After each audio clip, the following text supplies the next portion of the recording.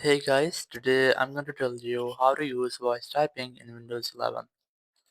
If you're using Windows 11 and you want to enable voice typing, or if you want to only speak to write anything, so let's see how can you do that. So the very first thing I recommend you have to make sure that your Windows is up to date. So click on this window icon here, go to settings, and in settings just go to Windows update, and you just have to make sure that you have any pending update here. If you find any pending update, just try to update your window, or you can also try to check for updates to check for the latest updates.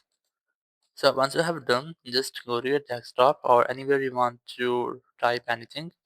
You just have to press Windows plus H. So just press Windows plus H, and you might see a this type interface. You can see this Microsoft Speech Services.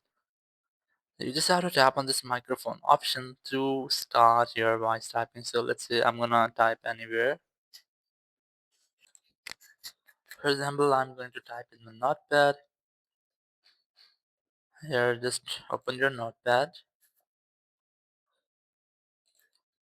and here now press Windows plus H, and then click on this microphone option.